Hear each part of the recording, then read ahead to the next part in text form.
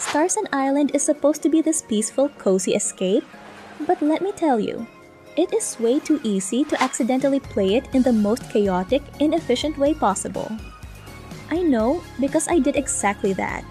There are a few early game mistakes that feel totally harmless at first, but they do slow you down, drain your resources, and make progress feel way harder than it needs to be. So today, I am breaking down the Starsand Island mistakes I really wish I had avoided, what I did wrong, what I would change if I started over, and how you can set yourself up for a smoother, cozier experience from the beginning. Think of this as your friendly, learn from my chaos guide, so your island life can stay relaxing. In farming and crafting games like these, we all know that crafting chests is a must. Especially with all the materials and resources the game has, it's hard to keep track of. What I didn't know was that you can actually place furniture, including chests and crafting machines, in any of the camps in Moonlit Forest. It took me a while to see this icon right here that lets you go into build mode. Had I known this earlier, placing chests in the Moonlit Forest would have saved me a lot of time. I kept deciding which ones to discard so that I'll have space for the better loot. This was also how I found out that your discarded items will stay there, even days later. So, while you could pick it up again on your next run, it's the hassle of deciding. Going back, the storage system in Starsand Island is global, meaning you can access all your stored items in any chest. This means items left in the chest at the Moonlit Forest can be accessed from any chest at your home. My favorite part is when delivering for quests or crafting. The game will also look into all of your storage, not just what you have in your bag.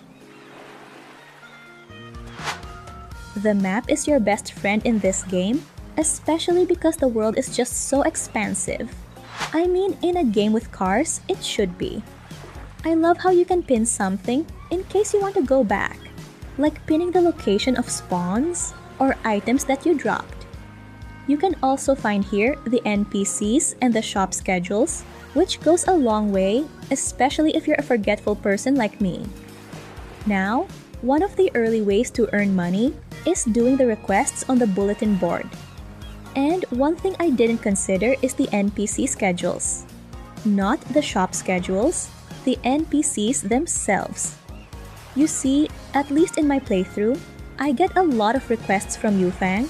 He's a disciple at the monastery, which is so far away, it will take half of your day just to go there and back. But his requests are one of the easiest things to do, and I, being broke half the time, always gets his.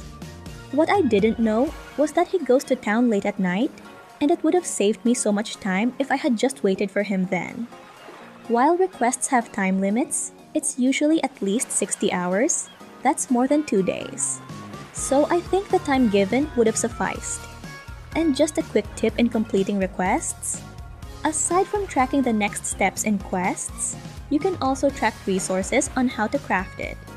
It took me a while to realize you can do that even though it's looking at you straight in the face. The game can get overwhelming with a lot of things to do.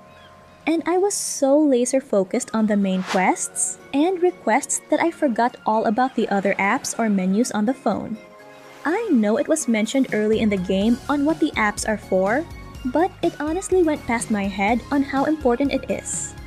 Because, let's face it, you can move forward in the main story quests without going through those apps. Or so I thought. Little did I know that there was so much earning potential in those, which is crucial early in the game. First is the Islandpedia. I really thought it was just an encyclopedia or list of things that you collected, and what took me too long to realize is that it has this stamp collection feature. It counts whatever things you've unlocked in different categories, and once you reach a specific amount, you'll get a reward. Some of which are coins, and even rare items and animals. So remember to catch those bugs, pick up everything at least once because they will help, especially early on. An early tip is to keep chopping bushes around your farm if you have extra stamina at the end of the day, because it can drop baby rabbits or chicks. And sometimes it's the rare kind. The next app I forgot about is Island Life. I've been looking for a way to expand my lot, and lo and behold, the feature was locked until after a few tasks there. This is a bit embarrassing because, in a way, doing the tasks here actually pushes the main story forward. At least in terms of the developments on the island, like building the stations for the fast travel feature.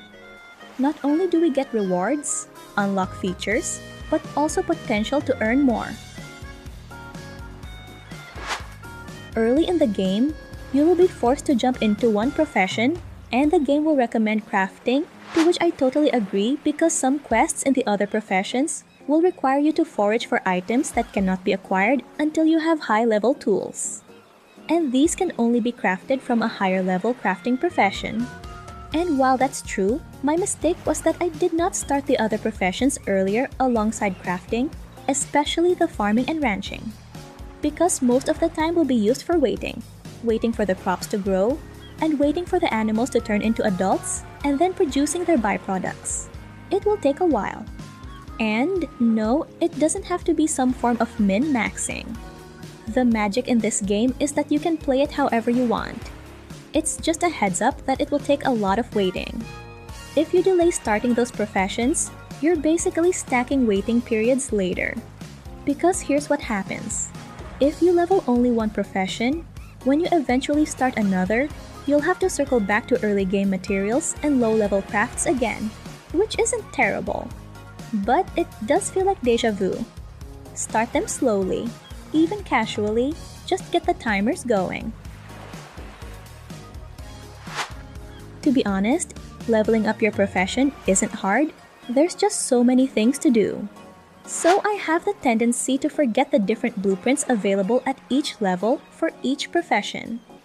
For example, in farming, you can water crops with just the basic watering can, even as you increase your level in farming. So I would level up, keep using my basic watering can, and forget there was already an upgrade available. Then when I finally bought the higher tier blueprint, it required the lower tier tool as a crafting material, which I didn't have. So I had to go back and buy that blueprint too. It happened with my axe, then hammer. Not devastating, but early game stamina is precious. Upgrading tools as soon as they unlock saves time, saves energy, and just feels smoother. And a quick bonus tip for crafting. There are public workshops around town you can use for quick crafting, which is super helpful for requests. They're only level 1, so they won't carry you mid-game. But early on, they're pretty useful. There's also an ammo maker at the Exploration Club. Little conveniences like these add up. And if you've learned a thing or two in this video, make sure to subscribe so you're always in the loop for the latest on Starsand Island updates and gameplay tips. Plus, it's an easy way to stay connected with a community that shares your love for the game. Moving on is the mistake I made that was definitely avoidable and made me question my reading comprehension. But hear me out. Tell me why this game has items with almost identical names. I was doing a farming quest and accidentally made the trellis decor, which should have been the trellis that has a farming tag here. My bad. Also, there's coconut the fruit and coconut the drink. From that day forward, I read item tags carefully, because nothing hurts more than wasting materials on the wrong thing. If you've made any of these mistakes, please know you're not bad at the game. You're learning the systems, and Starsand Island has layers. And if you're someone who likes picking the right cozy game before sinking in hours, I've got you covered in the next video. I'm breaking down some of the upcoming cozy farming and life sim titles for 2026. What makes each one different, and which ones might actually fit your playstyle. Click on the next video and let's find your next cozy game together.